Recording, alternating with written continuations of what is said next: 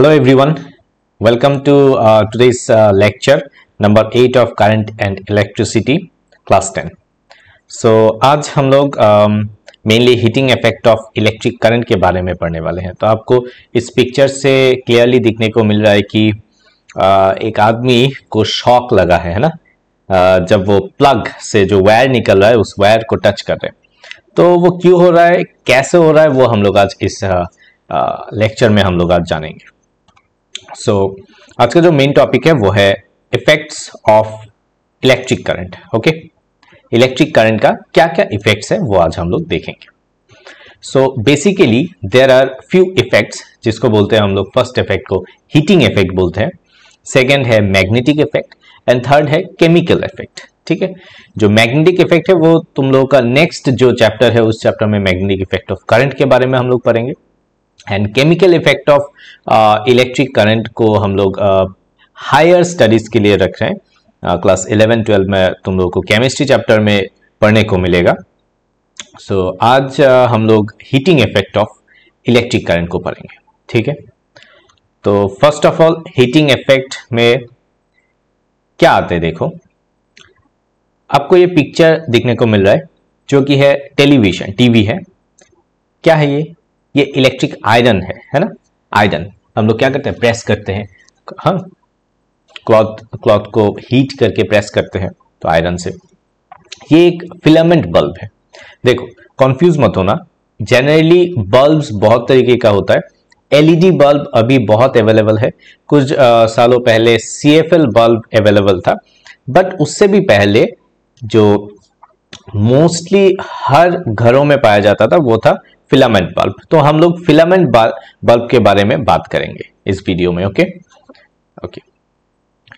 So suppose ये एक wire है, ठीक है, और ये जो ब्लू डॉट्स दिख रहा है ये सब एटॉम्स है। तो हम लोग को पता है ना कि एटॉम्स जो है एक कॉन्टिन्यूअस स्टेट ऑफ वाइब्रेशन में रहता है। कहां पे, वायर के अंदर, बिकॉज ऑफ थर्मल एजिटेशन, क्योंकि रूम का भी टेम्परेचर होता है ना, because of that. Okay, similar way में free electrons are also in the state of random motion. Random motion में फ्री इलेक्ट्रॉन्स रहता है, जैसे कि यहाँ पे एरो से आप लोगों को समझ में आ रहा होगा। अब देखो, अगर हम लोग इस वायर के अक्रॉस में या फिर एक कंडक्टर के अक्रॉस में पोटेंशियल डिफरेंस अप्लाई करेंगे तो क्या होता है। हम लोग को पता है कि इलेक्ट्रॉन्स जो है अब एक स्पेसिफिक डायरेक्शन में चलने लगेगा, राइट, जैसे कि toward positive terminal electron will flow, है ना, इतना पता है। अब जैसे ही मूव करेगा उसमें कौन सा एनर्जी आएगा। देखो बेसिक को समझना बहुत इंपॉर्टेंट है। सबसे पहले काइनेटिक एनर्जी, बिकॉज मोशन में कोई भी ऑब्जेक्ट, कोई भी पार्टिकल रहता है उसमें काइनेटिक एनर्जी आता है।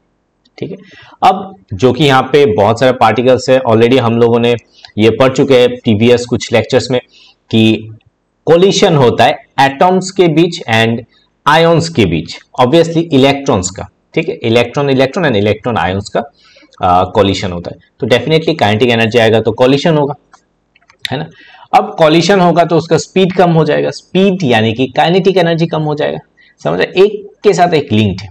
अब काइनेटिक एनर्जी जो है, अब देखो यहां पे क्या आता है, कंजर्वेशन ऑफ लॉ क्या बोलते हैं कि हम लोग ना एनर्जी को क्रिएट कर सकते हैं ना हम लोग डिस्ट्रॉय कर सकते हैं, सिर्फ कन्वर्ट कर सकते हैं एक फॉर्म से दूसरे फॉर्म में। तो यहां पे भी जो लॉस हो रहा है काइनेटिक एनर्जी, वो लॉस्ट पार्ट काइनेटिक एनर्जी कहां पे जाएगा, वो कन्वर्ट हो जाएगा हीट एनर्जी में। यहां पे आप लोग देख सकते हैं the loss in kinetic energy is converted into heat energy. Clear. अब समझ में आ रहा है कि इलेक्ट्रिक करंट जब भी फ्लो होगा उसका एक इंट्रिंसिक प्रॉपर्टी है कि उस कंडक्टर को हीट करना। ठीक है, इसी टॉपिक को हम लोग आज फर्दर एक्सप्लेन करेंगे। ठीक है, चलो। जूल एक साइंटिस्ट का नाम है जिन्होंने अपना नाम के हिसाब से जूल्स लॉ बनाया है। ठीक है, अब जूल्स लॉ में क्या बोल रहे हैं, देखो, heat produced in a resistor is directly proportional to square of current, यानी कि आई स्क्वायर, हम लोग आई से डिनोट करते हैं, resistance of conductor R. Okay, resistance के साथ डायरेक्टली प्रोपोर्शनल है, यानी कि करंट जितना ज्यादा होगा स्क्वायर करके उसके हिसाब से हीट प्रोड्यूस होगा। रेजिस्टेंस जितना ज्यादा होगा उतना हीट प्रोड्यूस होगा।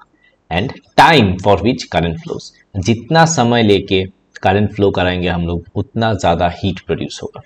इन तीनों का अगर हम लोग मिलाएंगे तो देखो यहाँ पे एक सर्किट अगर हम लोग ड्रॉ करते हैं, ये पोटेंशियल डिफरेंस अप्लाई करेंगे, current and charge Q means charge and for time T पास हो रहा है।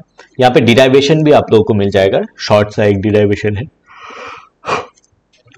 देखो according to Coulomb I equal to Q by T, first lecture में हम लोग को ये ऑलरेडी पता है, charge per unit time current. So Q equal to I into T, side change करके हम लोग लिख सकते हैं, इक्वेशन 1 रखेंगे। एंड अगर यहाँ पे एक रेजिस्टेंस है सपोज, तो V equal to I R, हम लोग ओहम्स लॉ से डेफिनेटली हम लोग को ये पता है V equal to I R. So again अगर हम लोग थर्ड एक सर्किट पकड़ेंगे कि पोटेंशियल डिफरेंस कितना होता है, क्या होता है कि एक चार्ज को पूरा सर्किट में घुमाने के लिए क्या चाहिए, मुझे एक वर्क डन करना पड़ेगा। अब वर्क डन का फॉर्मूला भी पता है, according to volt V equal to Q by W by Q, है ना। Okay, now V equal to W by Q। अब नेक्स्ट हम लोग इन तीनों को सब्सटीट्यूट करेंगे कहाँ पे, थर्ड इक्वेशन में, ठीक है, V एंड Q का वैल्यू। तो अगर हम लोग V के जगह पे IR लिखते हैं एंड Q के जगह पे IT लिखते हैं तो it becomes I square RT। Clear है? This is the ultimate whole derivation, short सा डिराइवेशन है, एग्जाम में पूछे जा सकते हैं डेफिनेटली, 2-3 मार्क्स का स्टेटमेंट भी पूछ सकते हैं। तो this is Joule's law and ये डिराइवेशन है, शॉर्ट सा derivation, okay. And work done का यूनिट है joule. Clear? Okay, now there are some questions for you. Which out of these is right answer for Joule's law? ABCD, कौन सा Joule's law correct है? अब देखो I square RT, definitely ये तो answer मिल गया C, बट बाकी को भी देखो, क्या ये हो सकता है A number VIT? Yes, it is also correct. V square by R into T, this is also correct D, but B जो है VT बाई R, ये हो नहीं सकता। तो यहाँ पे मल्टीपल करेक्ट आंसर है A, C and D, okay. हम लोग अगर रिप्लेस करेंगे इस इक्वेशन में, हम लोग को I स्क्वायर RT मिलेगा। एंड सिमिलरली इस इक्वेशन में हम लोग अगर IR को रिप्लेस करते हैं, अगेन I स्क्वायर RT मिलते हैं, ठीक है। चलो, इलेक्ट्रिक बल्ब, जिसका फर्स्ट जिक्र मैंने किया था वीडियो के स्टार्टिंग में कि फिलामेंट बल्ब, अगर तुम लोग देखोगे या मम्मी पापा से पूछोगे कि ये बल्ब कहीं देखने को मिला आपको, क्योंकि शायद हो सकता है कि तुम लोग को ये देखने को ना मिले, बट बाजार में अभी भी अवेलेबल है, 10 या 15-20 रुपये मैक्सिमम लेगा, ठीक है। 100 पावर और 60 वाट और 100 वाट का मिलता है, ठीक है। तो ये येलोइश कलर का लाइट एमिट करता है, बट इसमें प्रॉब्लम क्या है, ये जो फिलामेंट है ना, यहाँ पे देखो, ये फिलामेंट टंगस्टन का बना हुआ है। अब टंगस्टन का जैसे ही बना होता है, देखो ये जो पार्ट है, इससे करंट पास होता है, यहां से होके फिर सर्किट कंप्लीट होता है, करेक्ट। अब टंगस्टन का एक अलग ही प्रॉपर्टी है, उसका बहुत हाई रेजिस्टेंस है, ठीक है। Again it also has high melting point. अब यहां से क्वेश्चन पूछ सकते हैं, ऑब्वियसली पूछा गया है ऑलरेडी सीबीएसई बोर्ड में, तो इसलिए मैंने इसके ऊपर थोड़ा अच्छे से कवर अप किया है। इसका जो मेल्टिंग पॉइंट है अराउंड 3380 डिग्री सेल्सियस। आप सोच सकते हो कितना हाई टेम्परेचर चाहिए इसको मेल्ट करवाने के लिए। तो नॉर्मल जो करंट हम लोग प्रोड्यूस करते हैं, करंट हम लोग के घर में आता है, वो उतना टेम्परेचर अचीव नहीं कर पाता है। एज ए रिजल्ट क्या होता है, ये फिलामेंट जो है टंगस्टन का बना हुआ है, वो मेल्ट नहीं होता है, ठीक है। अब इसका हाई रेजिस्टेंस है। अब ये जो गैस है इसके अंदर, इस बल्ब के अंदर एक गैस रहता है, ठीक है, वो गैस रहता है नाइट्रोजन एंड आर्गन। अब तुम लोग सवाल कर सकते हो कि ये दोनों गैस ही क्यों? बिकॉज देखो ऑक्सीजन तो यहाँ पे हो नहीं सकता, क्योंकि ऑक्सीजन होने से ये ऑक्सीडाइज हो जाएगा, यानी कि यहाँ पे ऑक्सीजन जब ये ग्लो करेगा, ये फायर कैच करेगा। तो इसलिए हम लोग ऑक्सीजन के टच में ना रखने के लिए हम लोग nitrogen and argon, inert gas argon हम लोग यूज करेंगे, ठीक है, टू प्रिवेंट ऑक्सीडेशन, ठीक है। जैसे बल्ब जलता है, तुम लोग देख सकते हो, बल्ब जब भी जलेगा ये पूरा यहाँ पे ऐसा लगेगा कि यहाँ पे जल रहा है। ये एक्चुअली हो क्या रहा है, हीटिंग इफेक्ट के कारण ये लाइट एमिट कर रहा है, साथ ही साथ वो हीट भी प्रोड्यूस कर रहा है, जो एक्चुअली मुझे नहीं चाहिए। इसलिए हम लोग इस बल्ब को हटा रहे हैं और एलईडी ला रहे हैं। अभी CFL था, और CFL से भी मोर एफिशिएंट है एलईडी लाइट। क्लियर? इतना होपफुली समझ में आ गया तुम लोगों को। Okay, this is the application of heating effect of electric current. Electric iron, अब इलेक्ट्रिक आयरन को थोड़ा डिटेल्स में समझते हैं। अब ये है थोड़ा बड़ा पिक्चर इलेक्ट्रिक आयरन का। अब इसको थोड़ा देखते हैं डिटेल्स में क्या है इसमें। देखो, ये जो ब्लू कलर का दिख रहा है ना, ये फिलामेंट है, यानी कि coil of high resistance, same high resistance होना पड़ेगा, covered by insulated mica sheet. अब माइका शीट, ये जो प्लास्टिक का दिख रहा है ना, ये माइका शीट है। क्यों होता है ये, यहाँ पे एक्चुअली इसके ऊपर एक माइका शीट लगा होगा, दिस वन। ओके, क्यों होता है? Because it is a bad conductor of heat and electricity. ठीक है, it prevents the current from entering into the metal and thus protecting the user from getting electric shock। अभी तुम iron करोगे, तुम्हें shock लगने से तो नहीं होगा ना। अब तुम्हें शॉक से कौन बचाएगा? हीटिंग एलिमेंट से बचाएगा ये माइका वाला शीट। Okay, clear? अब हेवी मेटल ब्लॉक है नीचे, हेवी मेटल ब्लॉक क्योंकि वो प्रेस करना पड़ेगा, इसलिए हेवी मेटल ब्लॉक यहाँ पे दिया है। अब जैसे ही करंट यहाँ से पास हो रहा है, देखो ये जो हीटिंग एलिमेंट है इससे पास हो रहा है। When electric current passes through the coil, it gets heated. Heat हो रहा है, देखो रेड हॉट हीट हो जाएगा। अब बिकॉज ऑफ दैट ये गर्म हो जाएगा और कपड़ा को प्रेस करने लगेगा। ठीक है, electric fuse, one of the most important element electric fuse. इसके ऊपर ज्यादातर क्वेश्चन आने की चांसेस है, इसको हम लोग देखते हैं। इलेक्ट्रिक फ्यूज जनरली क्या होता है? Electric fuse protects circuit and appliances by stopping flow of excess current. Excess current याद रखना, एक्सेस करंट, ज्यादा करंट मुझे जरूरत नहीं है, क्योंकि ज्यादा करंट मतलब ज्यादा हीट, और ज्यादा हीट होने से ऐसा हो सकता है कि फायर भी लग सकता है। तो उससे हमें कौन बचाएगा? इलेक्ट्रिक फ्यूज से।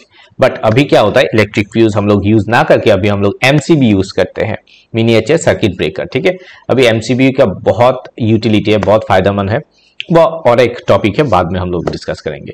बट इलेक्ट्रिक फ्यूज बहुत पहले यूज होते थे, बट अभी भी कुछ अप्लायंसेस में अभी भी यूज होते हैं। ठीक है, तो इसका क्या प्रिंसिपल है, कैसे काम करता है, वो हम लोग देखते हैं। तो इट इज लाइक दिस। ठीक है, अभी भी अगर इलेक्ट्रिक ऑफिस में तुम लोग जाओगे या फिर ट्रांसफार्मर के साइड में देखोगे, ये सब इलेक्ट्रिक फ्यूज अभी भी यूज होता है। ठीक है, यहाँ पे क्या है? पोर्सिलिन। पोर्सिलिन क्या होता है? पोर्सिलिन एक मेटेरियल होता है जिससे करंट पास नहीं हो सकता, हीट एंड इलेक्ट्रिसिटी का बैड कंडक्टर है। ठीक है, काइंड ऑफ मिट्टी से कुछ बना हुआ है। ठीक है, ओके, बीच में एक वायर है। अब इसको थोड़ा ध्यान से देखो। वायर जनरली किन किन मटेरियल से बना होता है? Lead and tin. Lead and tin का बना होता है। ठीक है, ये इनका एक एलॉय मिक्सचर करके बनाया जाता है एक्चुअली। ठीक है, लेड एंड टीन का एलॉय। इसका मेल्टिंग पॉइंट क्या होता है? Low melting point. ठीक है, ध्यान से ईच एंड एवरी पॉइंट को नोट डाउन करके रखना। अब मेन सप्लाई में हाई वोल्टेज होता है, अराउंड 220 to 30 वोल्ट का होता है। अब जैसे ये कनेक्शन को ध्यान से देखो, अब यहां से वायर आ रहा है, यहां से होके ये कनेक्ट होके, यहां से होके ये मेरे टीवी में जाएगा। ठीक है, करेक्ट। डोमेस्टिक वोल्टेज ऐसे ही अराउंड 220 to 40 वोल्ट होता है। अब जैसे ही इलेक्ट्रॉन फ्लो करना स्टार्ट होगा, 230 वोल्ट सप्लाई दिया, अब ये यहां से होके मेरे टीवी में जाएगा एंड मैं देखने लगूंगा टीवी। करेक्ट, फाइन, मेरा टीवी चल रहा है। अब क्या होगा? सपोज किसी ना किसी रीजन से ये जो करंट है ज्यादा आ रहा है, या फिर कुछ जगह पे शॉर्ट सर्किट हो गया। शॉर्ट सर्किट मतलब क्या होता है? दो वायर होता है, एक लाइव वायर होता है जहां से मेन 220 वोल्ट आता है, एंड और एक वायर होता है जिसको बोलते हैं हम लोग न्यूट्रल वायर। ध्यान से समझना, न्यूट्रल वायर का 0 वोल्ट रहता है पोटेंशियल। ठीक है, तो हाई पोटेंशियल से लो पोटेंशियल जाता है, हम लोग को पता है करंट। तो 220 वाला वायर से होके मेरे अप्लायंस से होके फिर न्यूट्रल वायर से जाएगा 0 वोल्ट में, तब करंट फ्लो हो रहा है। ठीक है, यहाँ पे सेकंड वाला वायर जो है यहाँ पे नहीं दिखा है, तो कंफ्यूज मत होना, एक ही वायर दिखा है। जनरली 2 वायर चाहिए। सो जब ये जो इंसुलेशन होता है ना, प्लास्टिक का जो इंसुलेशन होता है कॉपर वायर के ऊपर, ये देख रहे हो ना, ये जो कॉपर वायर है इसके ऊपर एक ब्लैक कलर का इंसुलेशन है। अब किसी न किसी रीजन से सपोज हीट होके ये जो इंसुलेशन पार्ट है ये हट जाता है, तो क्या होगा? Live wire and neutral wire एक साथ आ जाएगा और यहाँ पे फायर कैच करेगा। ठीक है, शॉर्ट सर्किट बोलते हैं इसको, शॉर्ट सर्किट। शॉर्ट मतलब लग जाता है, शॉर्ट सर्किट। ठीक है, जो शॉर्ट सर्किट होने से होता क्या है? यहाँ पे हाई करंट फ्लो होने का चांसेस है, very large amount of current flows. ठीक है, क्योंकि तब तो ये तुम्हारा टीवी से होके नहीं जाएगा, ये शॉर्ट सर्किट से होके फिर मिल जाएगा। इस टाइम पे देखो ये बड़ा वाला है, ज्यादा करंट फ्लो रहा है, होने से तुम्हारा टीवी हो गया नष्ट होने का चांसेस है। बट उससे पहले क्या होगा, उससे पहले फ्यूज से होके गुजरना पड़ेगा। अब जैसे ही फ्यूज से होके गुजरेगा, यहाँ पे ये तो है लो मेल्टिंग पॉइंट, ज्यादा करंट होने से ज्यादा हीटिंग इफेक्ट, और ये लो मेल्टिंग पॉइंट होने के कारण ये ब्रेक हो जाएगा, मेल्ट हो जाएगा वायर। तो अगर वायर ही नहीं रहा, वायर ही मेल्ट होके कनेक्शन डिस्कनेक्ट कर दिया, तो करंट कैसे पास होगा? तो ये सेवियर की तरह काम करता है, इजंट इट? तो ये हमें बचाता है, किससे बचाता है? High amount of current. And as a result हम लोग का जो अप्लायंसेस है, टीवी है, एसी है, फ्रिज है, ठीक है, बाकी ये सब अप्लायंसेस से हम लोग को सेव करता है ताकि वो नष्ट ना हो। क्लियर? जनरली फ्यूज में कुछ रेटिंग्स रहते हैं, 1 एम्पेयर, 2 एम्पेयर, 3 एम्पेयर, 4, 5, 10 एक्सेट्रा बहुत रहता है। तो जनरली मेरे जो घर पे है वो 5 एम्पेयर का फ्यूज वायर है। तो तुम लोग भी अपना घर में टेस्ट कर लेना, देख लेना एक बार कि कितना एम्प्स का फ्यूज लगाया है, बट थोड़ा केयरफुली उसको करना है क्योंकि इसमें करंट तो रहने का चांसेस है, अभी शॉक लगने का भी चांसेस है। So that is why handle with very very carefully. Okay okay, तो यहाँ पे हायर करंट के लिए भी हायर फ्यूजेस होता है। अभी इंडस्ट्री के लिए ज्यादा एम्पेयर, क्योंकि वहां पे ज्यादा करंट पास होगा, तो उसमें तो 5 एम्पेयर 10 एम्पेयर का नहीं चलेगा, उसमें ज्यादा एम्पेयर का चाहिए। तो कहाँ पे यूज हो रहा है उसके हिसाब से हम लोग फ्यूज का एम्प्स डिसाइड करते हैं, एम्पेयर डिसाइड करते हैं। करेक्ट? सो अभी हम लोग एक क्वेश्चन पे आ जाते हैं। Why are coils of electric toaster and electric irons made of alloy rather than pure metal? क्यों? और एक क्वेश्चन है यहाँ पे थोड़ा घुमा के दिया है, nichrome wire is used for making the heating elements. अब जो आयरन के अंदर जो तुमने देखा था कि हीटिंग एलिमेंट है, वो वाला जो वायर है वो नाइट्रोम वायर से बना होता है। ठीक है, आयरन में, गीजर में क्यों होता है? क्योंकि उसका क्या ज्यादा है? आंसर में देखो, first resistivity of alloy is higher than pure metal. Obviously हम लोगों को पता है सबसे कम किसका होता है? मेटल्स का होता है, उसके बाद एलॉय का होता है, लास्ट में होता है हम लोग का इंसुलेटर का। Alloy have high melting point, बहुत ज्यादा मेल्टिंग पॉइंट है, so they don't melt easily, इतना जल्दी मेल्ट नहीं होता है। ठीक है, एज ए रिजल्ट वो हीट प्रोवाइड करता रहता है। Alloy do not oxidize at high temperature and can be kept red hot. अब अगर ऑक्सीडाइज हो जाएगा तो क्या हो जाएगा? ये फायर कैच करेगा, तो फायर ना हो इसलिए हम लोग एलॉय यूज करते हैं, ऑक्सीडाइजेशन नहीं होता है। ठीक है, ये 3 पॉइंट ठीक से लिख लो, तुम लोग नोट डाउन कर लो, एग्जाम में आने का बहुत चांसेस है। Second question, why does the cord of an electric heater not glow while the heating element does? अब इलेक्ट्रिक हीटर में तुम लोग अगर ध्यान से देखोगे, जो वायर है वो तो ग्लो नहीं करता ना, बट अंदर का जो फिलामेंट है वो रेड हॉट हो जाता है। अब ऐसा क्यों होता है?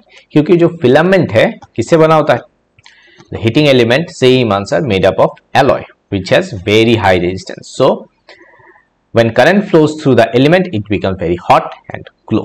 समझ में आया आंसर? यहाँ पे सेकंड पॉइंट भी बोला है, cord is usually made up of copper aluminium, यानी कि जिसका लो रेजिस्टेंस होता है, कॉपर एल्यूमिनियम का बना होता है। Thus for the same current cord does not become so hot and hence does not glow, जिसके कारण ग्लो नहीं करता है। समझ में आया? So thank you very much for watching this video. Hopefully ये जो heating element of heating effect of electric current part जो है आप लोगों को अच्छे तरीके से समझ में आ गया होगा with various kinds of animation. अगर आप लोगों को फिर से कोई doubts रहता है तो definitely आप लोग comment कर सकते हैं। And thank you very much for watching this video. And next part जो है वो जल्दी आने वाले हैं, next lecture 9, 10, 11, 12, ठीक है, और भी कुछ लेक्चर्स है, सो दैट पूरा जो इलेक्ट्रिसिटी पार्ट है पूरा कंप्लीट हो जाए। ठीक है, ऑलमोस्ट ये पार्ट कंप्लीट है, सिर्फ कुछ न्यूमेरिकल्स एंड इसका कुछ एक्सटेंशन पार्ट बाकी है। So thank you, have a nice day.